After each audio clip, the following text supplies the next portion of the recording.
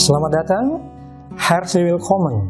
Kali ini kita akan membahas sebuah tema yang sangat penting dan relevan tentang toleransi beragama dalam Ring Parabel, salah satu adegan dalam drama Nathan der Weise.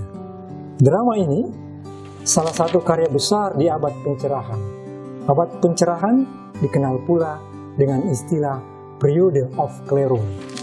Aufklärung merupakan gerakan intelektual abad ke-18 yang berusaha mereformasi masyarakat dengan menggunakan rasio. Immanuel Kant mendefinisikan pencerahan sebagai jalan keluar dari ketidakdewasaan manusia akibat ulahnya sendiri. Oleh karena itu, Immanuel Kant memprovokasi manusia untuk berani menggunakan pemikirannya dan tidak tergantung pada kepercayaan dan tahayul yang selama ini mereka yakini, dengan ungkapan, beranilah menggunakan pemahamanmu sendiri. Secara historis, kelahiran Aufklärung dipicu oleh dampak yang ditimbulkan oleh Perang 30 tahun.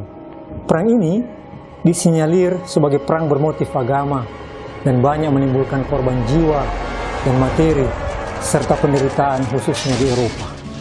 Periode Aufklärung setidaknya mengusung 5 tema utama, yakni berpikir, pembuktian sebagai ganti keyakinan, hak asasi manusia, pembagian kekuasaan, dan kebebasan beragama.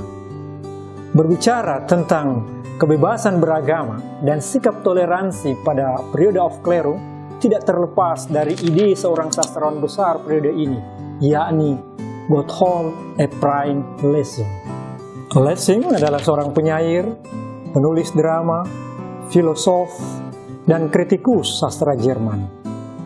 Karya-karyanya tetap populer dan berpengaruh, bahkan di masa kontemporer dewasa ini.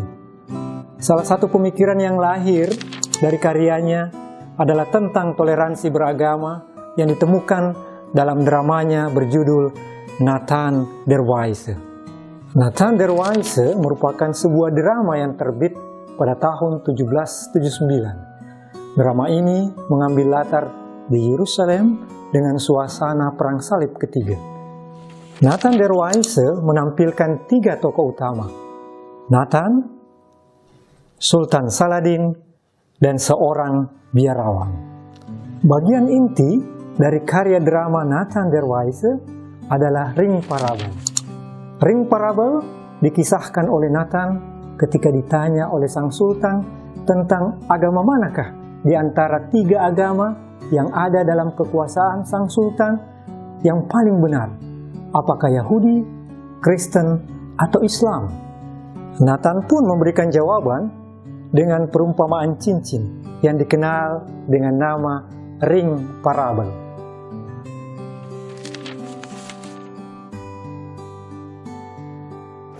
Pada zaman dahulu kala, hiduplah seorang pria di benua timur.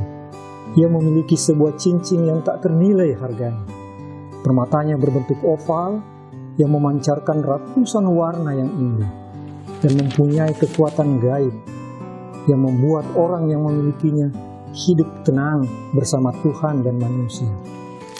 Sang pemilik tidak pernah melepaskan cincin tersebut dari tangannya dan memastikan cincin tersebut tetap menjadi milik keturunannya untuk selamanya. Maka ia akan mewariskan cincin itu kepada putra-putra yang disayanginya dan meminta anaknya untuk selanjutnya mewariskan cincin tersebut kepada putra-putra yang sangat disayanginya secara turun-temurun, tanpa melihat tingkat kelahiran. Anak yang memiliki cincin tersebut akan menjadi pemimpin dalam keluarga.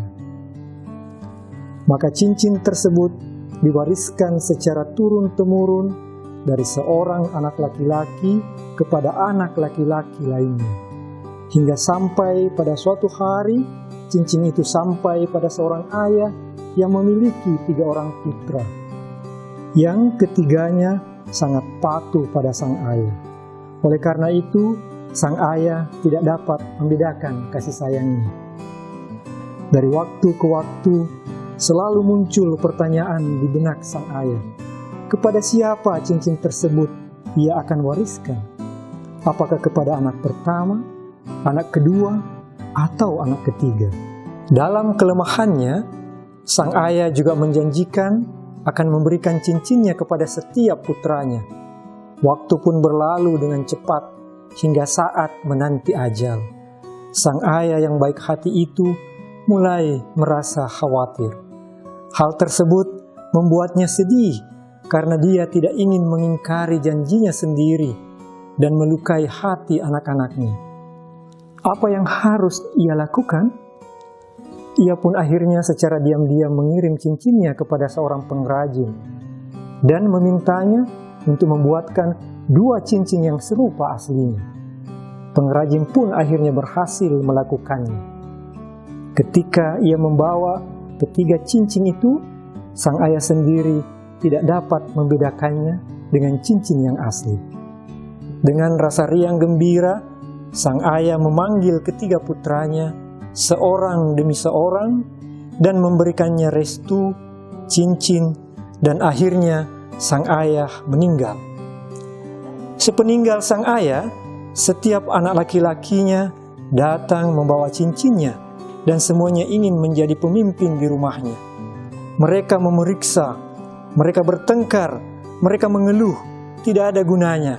Cincin yang asli tidak dapat dibuktikan.